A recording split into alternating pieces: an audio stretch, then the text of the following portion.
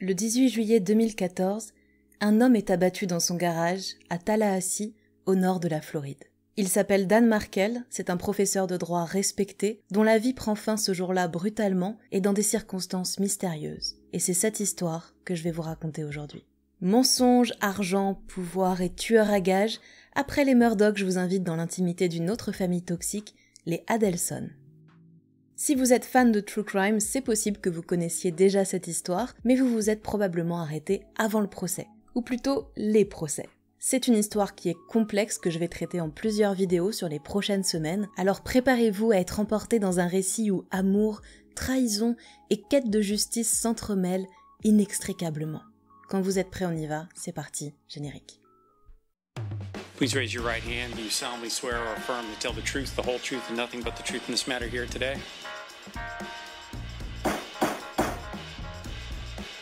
Your Honor, I'm going to object on hearsay. That's basic law. Telling me I'm a suspect in the murder of my wife and my child? Juror badge number 18. Are these your true and correct verdicts? I don't know if you've seen anybody be killed, but it's upsetting. And would you please poll the jury? Daniel Eric Markel naît le 9 octobre 1972 au Canada et il grandit à Toronto. Il se lance dans des études de droit et va jusqu'au doctorat qu'il obtient à Harvard en 2001. Il est décrit par ses pairs comme un génie du droit, il est respecté et reconnu pour son expertise dans son domaine. Dan est aussi auteur, il a publié plusieurs livres sur des sujets variés mais toujours liés au droit et il s'intéresse notamment à la notion de peine. Quelles sont les peines qui devraient être appliquées par le système judiciaire? C'est un domaine qu'il passionne et il défend l'idée que c'est hyper important pour des criminels d'assumer les conséquences de leurs actes et donc d'avoir des peines justes tout en s'opposant à la peine de mort. Il a aussi écrit des livres sur le droit dans le milieu du sport, il a co-créé un blog qui s'adresse aux professeurs de droit et qui est très populaire et puis en plus de tout ça, eh bien il lui arrive d'écrire pour la presse nationale et notamment pour le New York Times. Vous l'avez compris, Dan Markel fait donc une très belle carrière, et sur le plan professionnel, il est extrêmement accompli. Mais sur le plan personnel, c'est un petit peu plus compliqué pour Dan. En tout cas, jusqu'à ce qu'il s'inscrive sur une app de rencontre, et fasse la connaissance d'une jeune femme qui a 7 ans de moins que lui, et qui s'appelle Wendy Jill Adelson. Elle est née le 22 avril 1979, et elle aussi, elle a étudié le droit. Elle a aussi un doctorat qu'elle a obtenu à l'université de Miami, et elle s'est spécialisée, elle, sur les questions liées à l'immigration et aux droits humains. Elle publie aussi des livres et puis elle est investie dans plusieurs associations. Dan et Wendy ont clairement des centres d'intérêt en commun, ne serait-ce que via leur parcours professionnel, et ça va coller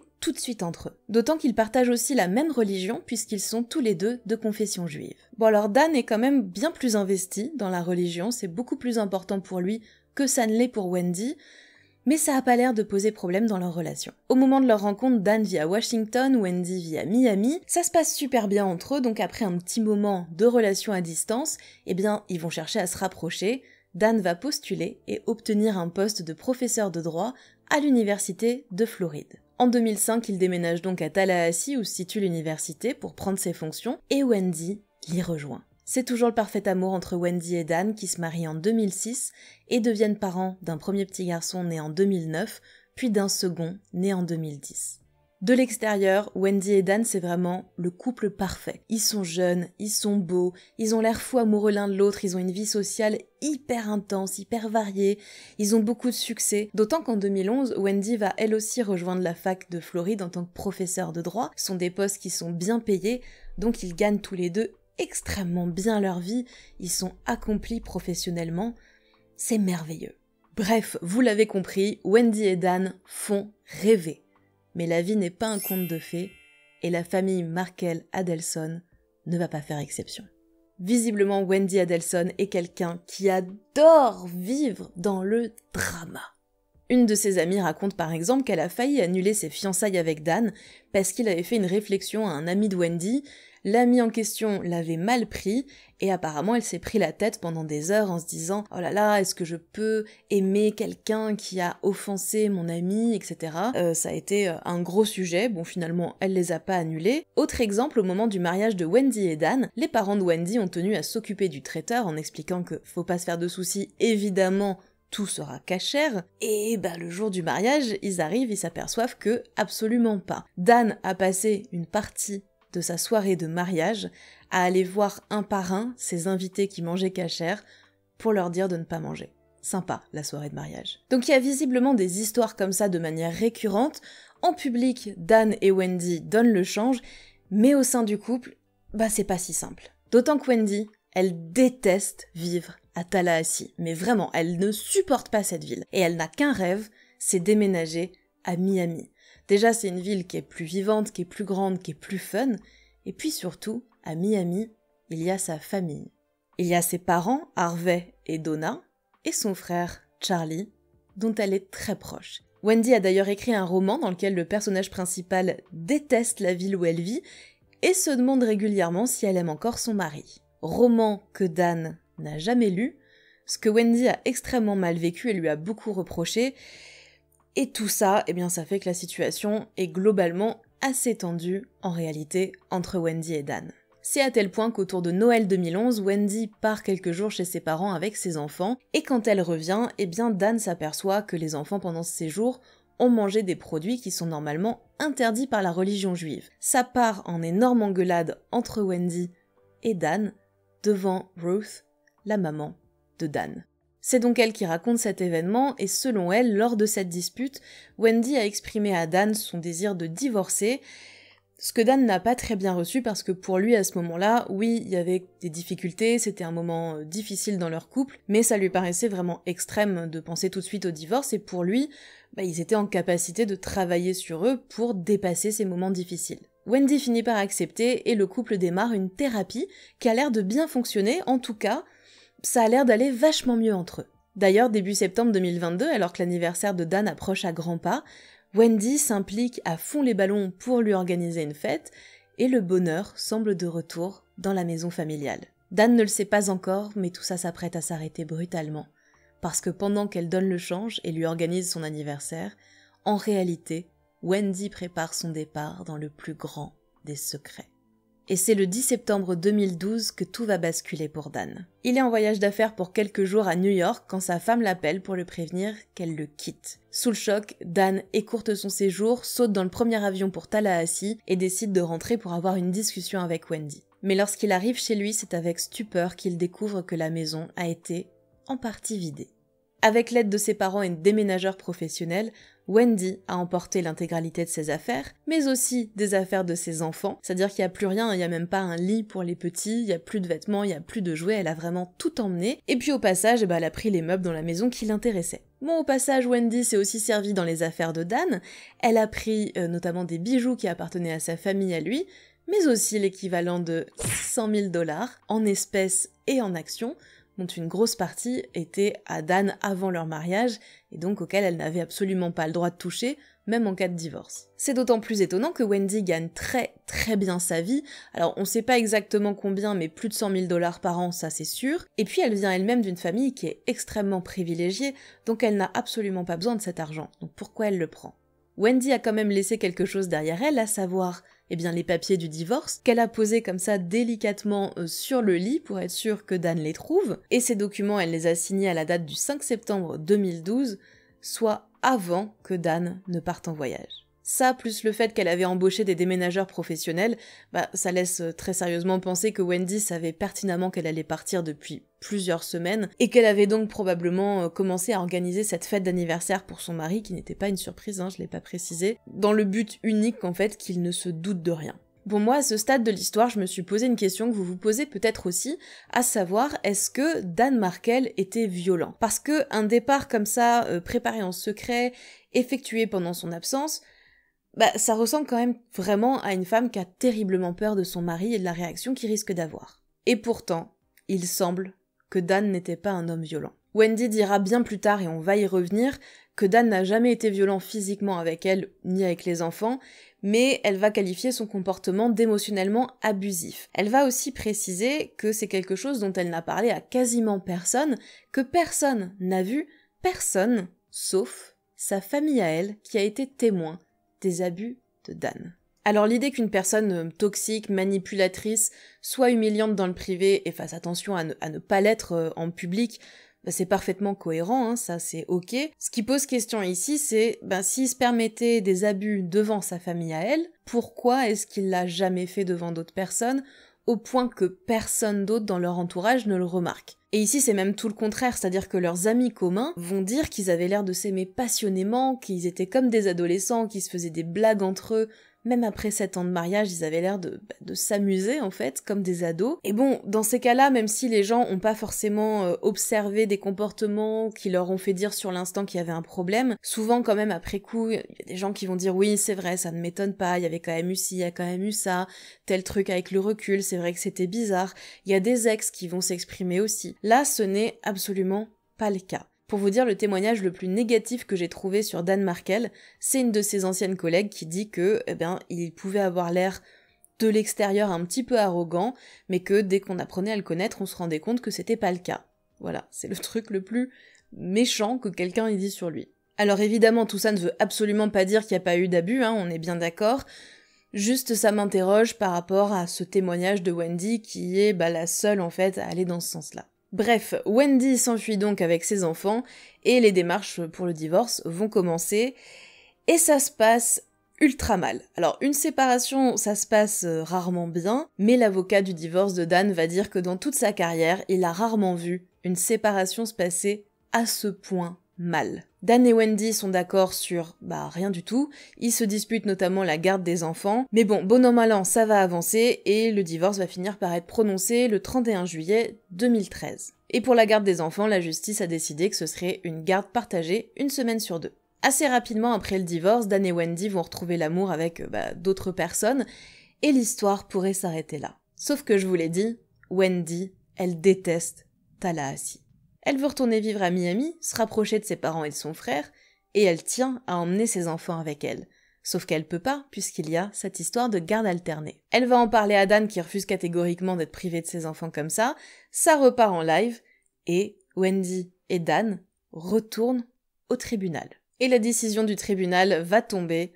Non, Wendy n'a pas le droit de déménager avec ses enfants, parce que tout simplement, elle n'a pas été en capacité de prouver que c'était mieux pour ces garçons de déménager à Miami. Même si le divorce est prononcé, c'est toujours pas fini avec cette histoire de séparation, et Dan et Wendy allaient devoir retourner au tribunal pour régler d'autres affaires, notamment liées aux finances. Au moment du divorce, il a été décidé que Dan devait donner une certaine somme d'argent à Wendy, et il a refusé de le faire parce que, il a dit qu'elle n'avait pas déclaré la totalité de son patrimoine et que donc les sommes avaient été calculées sur de mauvais éléments. Et ça, c'est quelque chose qui est très grave parce qu'en fait, concrètement, Dan accuse Wendy de fraude et en plus, il est allé encore plus loin puisqu'on le rappelle, il est avocat, il a fait une demande au tribunal en disant que c'était inadmissible et il demande à ce que son ex-femme soit légalement punie. Alors, c'est jamais drôle d'être puni par la loi, mais dans le cas de Wendy, qui est aussi avocate, c'est particulièrement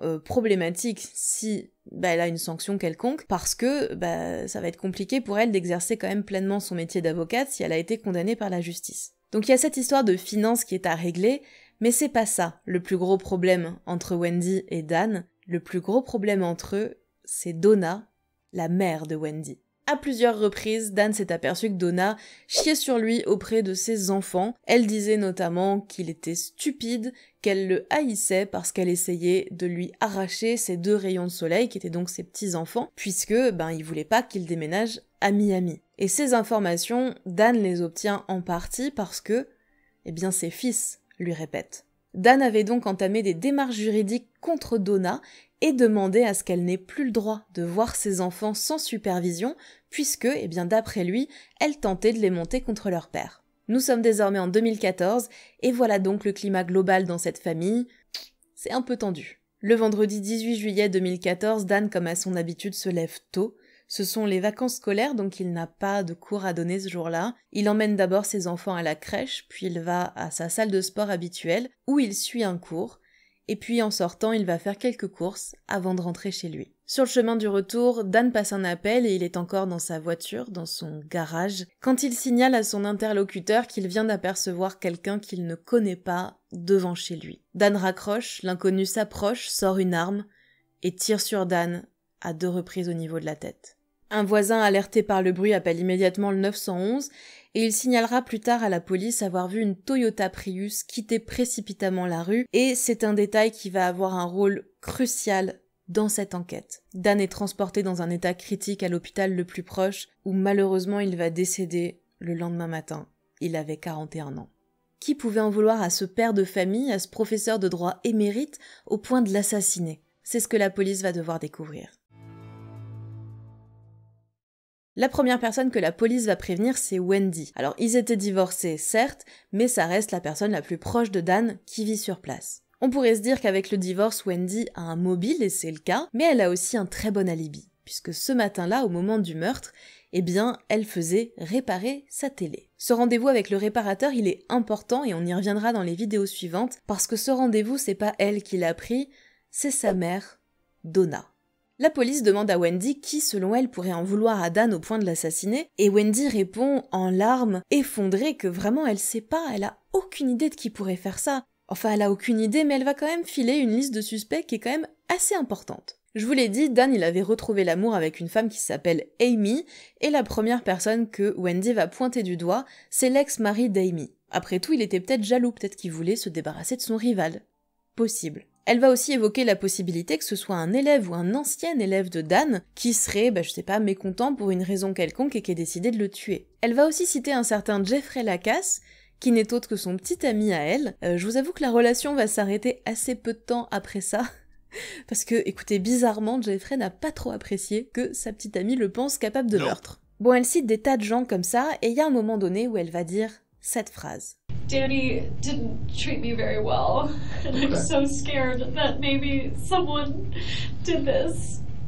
Not because they hate Danny, but because they thought this was good somehow.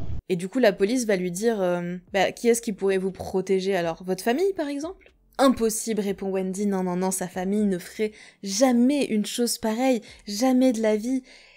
Même si... C'est vrai que la télé qu'elle faisait réparer le matin même, c'est son frère Charlie qui lui avait offerte en guise de cadeau de divorce. Et au moment où il lui a offert cette télé, il l'a fait en lui disant « I looked into hiring a hitman and it was cheaper to get you this TV, so instead I got you this TV. » Mais c'est une blague, hein? Ok? C'est juste une blague. Pourquoi est-ce que Wendy dit ça à la police alors que ça incrimine son frère? Eh bien tout simplement parce que cette vanne, elle l'a répétée au réparateur de la télé le matin même.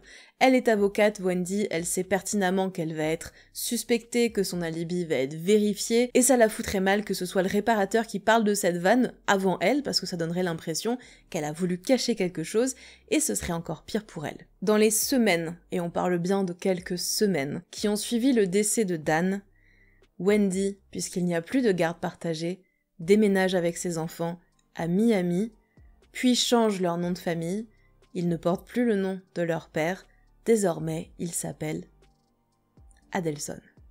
À ce stade de l'enquête, la police n'a absolument aucun indice, tout ce qu'ils ont c'est une vague image de cette Toyota Prius qui quitte la rue rapidement, celle qui avait été signalée par le voisin qui a appelé le 911. Ils vont donc ouvrir une ligne téléphonique dédiée aux personnes qui auraient des infos sur cette affaire, et diffuser la photo de la voiture. Et pendant 2 ans, il se passe rien dans cette affaire, on a l'impression que la police, n'avance pas, mais c'est faux. Pendant tout ce temps, les policiers vont creuser toutes les pistes possibles et imaginables pour tenter de retrouver le meurtrier de Dan Markel. Est-ce que ça pourrait être un cambriolage qui a mal tourné, par exemple? Oui, mais rien n'a été volé. Au moment de son décès, Dan travaillait en tant que consultant pour la défense dans le cadre d'un procès sur une très grosse affaire de corruption. Est-ce que ça aurait pu venir de là? Mais là encore, cette piste n'a rien donné. Quand soudain, en 2016, tout s'accélère avec l'arrestation de 2 hommes. Comment est-ce que les policiers sont remontés jusqu'à eux? Ils ont regardé les images des vidéos de surveillance des endroits où s'est rendu Dan le 18 juillet 2014, et ce qu'on y voit, c'est que sur ces images, on retrouve la fameuse Toyota Prius, et c'est très clair, cette Toyota suit Dan. Il y a plusieurs éléments qui permettent d'affirmer que c'est bien la même voiture sur ces images, mais il n'y a aucun moment où on voit de façon claire la plaque d'immatriculation, ce qui permettrait de remonter bien plus facilement au propriétaire de la voiture. Par contre, ce qu'on voit très clairement sur les images, c'est que sur le pare-brise de la Toyota, il y a un badge de télépéage numéroté, et grâce à ce numéro, la police va pouvoir remonter jusqu'à la société qui a loué cette fameuse Toyota Prius. Et cette voiture, elle a été louée du 16 au 18 juillet 2014 par un homme qui s'appelle Luis Rivera. Sur les documents de location du véhicule apparaît un autre numéro de téléphone à joindre en cas d'urgence, et ce numéro, appartient à un certain Sigfredo Garcia. Je vous passe les détails, mais en gros, en se basant sur des témoignages et les données téléphoniques, la police a pu prouver que c'était bien Rivera et Garcia qui se trouvaient dans la Toyota Prius qui suivait Dan Markel le jour de son meurtre. Rivera et Garcia vivent à Miami. Qu'est-ce qu'ils foutaient à Tallahassee? Accessoirement, les deux hommes sont déjà connus des services de police parce qu'ils ont été condamnés à plusieurs reprises et qu'ils sont membres d'un gang. Juste après le meurtre de Dan Markel, Garcia passe un coup de fil à une femme qui s'appelle Catherine Magbanua. Qui est-elle? Eh bien, c'est son ex et la mère de ses 2 enfants. Mais Catherine, c'est aussi la petite amie et l'employée de Charlie Adelson, le frère de Wendy Adelson. En fait, Harvey Adelson, le père de Wendy et Charlie, était dentiste, il avait monté un énorme cabinet dentaire à Miami. Charlie est devenu dentiste à son tour, il a repris le cabinet familial, ses parents y bossent encore occasionnellement, et Catherine travaille donc pour ce cabinet. Enfin, elle travaille. Officiellement en tout cas, parce qu'en réalité, personne ne sait ce qu'elle y fait, et elle n'a pas de contrat de travail. Par contre, elle a un salaire. Bon, mais revenons à Luis Rivera et Sigfredo Garcia, puisque pour l'instant, eh bien, il n'y a que la police arrête. Et Rivera va être le premier à parler aux policiers, et voici ce qu'il va dire. Ils ont été embauchés, lui et Garcia, pour tuer Dan Markel, et c'est Catherine qui leur a proposé ce job, par contre il ne sait pas qui est le commanditaire. Mais il y a quand même un truc qu'il sait sur ce fameux commanditaire, c'est qu'il devait tuer Dan pour qu'une femme récupère la garde de ses 2 enfants. Rivera est formel, ce n'est pas lui qui a tiré, c'est Garcia qui a exécuté le contrat. Luis Rivera plaide coupable et puisqu'il collabore avec la justice, il va obtenir une peine de 19 ans de prison pour son implication dans le meurtre de Dan Markel. Avec ces nouveaux éléments, la police est désormais convaincue que plusieurs membres de la famille Adelson sont impliqués dans le meurtre de Dan Markel, ils veulent absolument les choper pour ça. Le problème, c'est qu'ils n'ont aucune preuve contre qui que ce soit dans cette famille. Pourtant, il y a quand même des éléments extrêmement chelous dans cette histoire. Déjà, il y a ce lien entre Catherine et Charlie Adelson, et puis quand on regarde les données téléphoniques, on s'aperçoit qu'à peu près au moment du meurtre, il y a un truc très bizarre, c'est-à-dire que Charlie appelle Catherine, Catherine appelle Garcia, Garcia appelle Rivera, et ça repart dans l'autre sens. Garcia rappelle Catherine, qui rappelle Charlie, comme s'il y avait une espèce de chaîne de l'information qui se mettait en place. Et puis il y a cette histoire de Catherine qui travaille officiellement pour le cabinet dentaire, mais qui n'a pas de contrat et on ne connaît pas l'intitulé de son poste. Je vous l'ai dit, elle a un salaire. Catherine encaisse des chèques émis par le cabinet dentaire signés de la main de Donna, la mère de Charlie et Wendy, et en tout, entre juillet 2014 et novembre 2015, Catherine va encaisser pas loin de 60 000 $.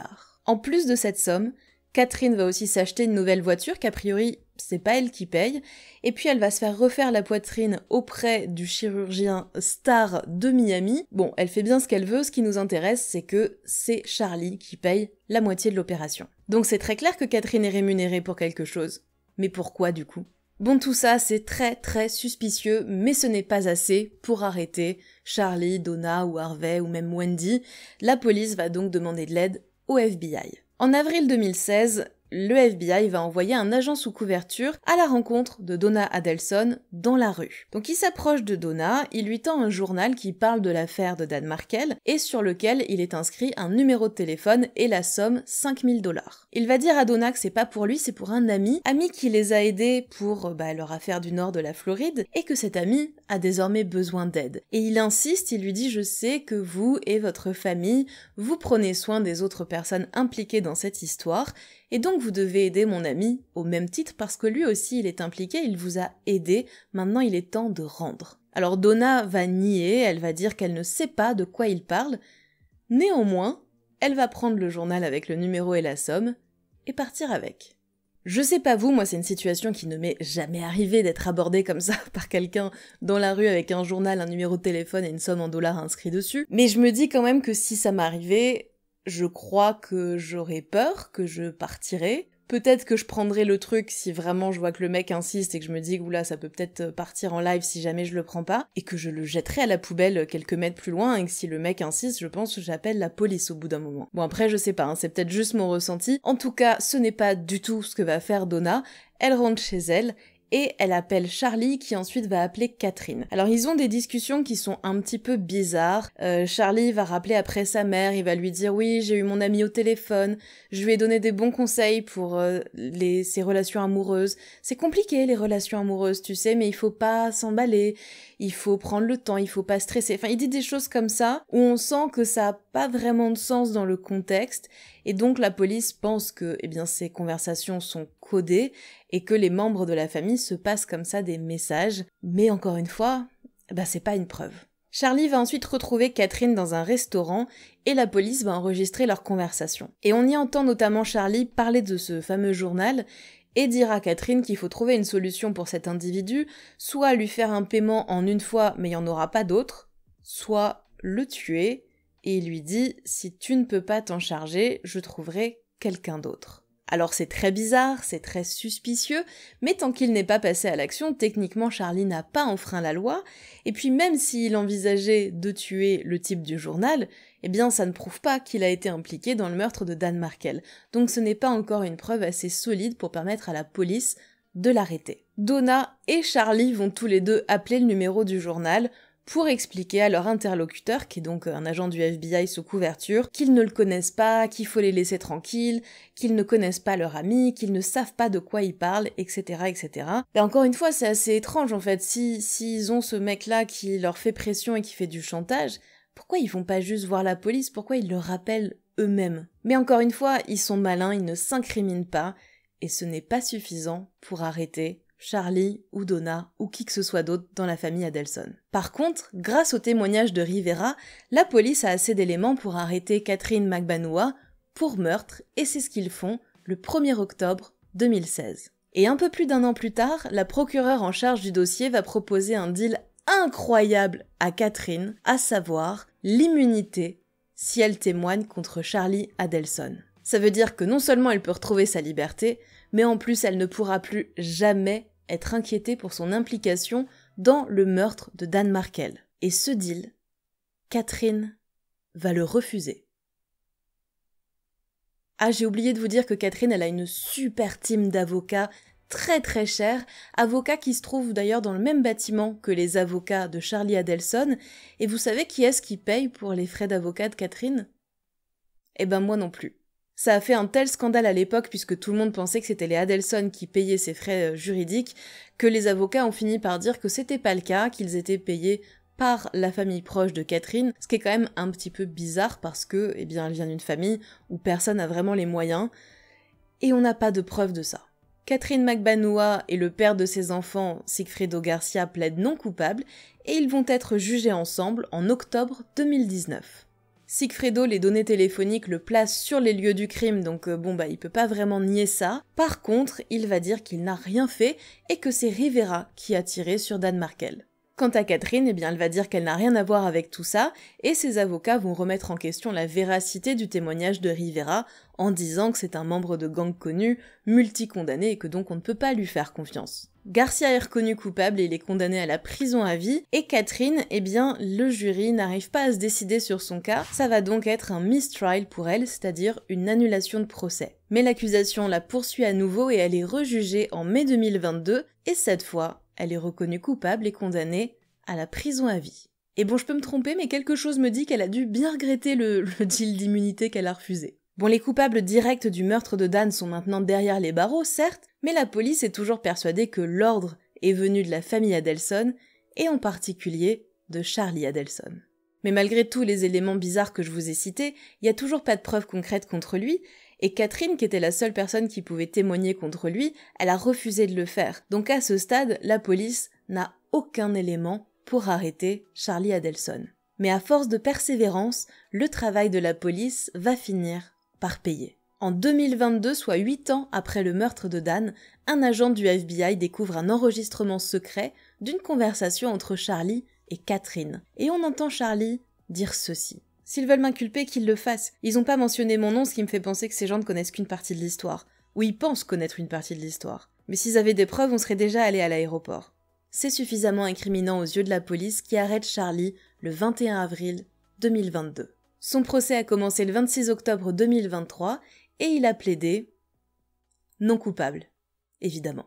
Qu'est-ce qui s'est passé pendant ce procès? Qui a témoigné? Quelle est la version de Charlie Adelson? Eh bien c'est ce que je vous raconterai dans la vidéo de la semaine prochaine. Merci d'avoir regardé cette vidéo jusqu'ici, j'espère qu'elle vous a plu. Est-ce que vous connaissiez cette histoire? Est-ce que vous savez ce qui est arrivé ensuite à la famille Adelson? Ne cherchez pas si vous savez pas, je vous raconte tout ça dans les semaines à venir. Si cette vidéo vous a plu, eh bien n'hésitez pas à me soutenir, hein, comme d'habitude, vous-même vous savez, avec les petits likes, les commentaires, les abonnements, c'est toujours un plaisir de vous lire. Et moi je vous retrouve la semaine prochaine pour le procès de Charlie Adelson. Baby, you should know you're never safe. When you play these games, you get replaced. Baby, you should know you're never safe.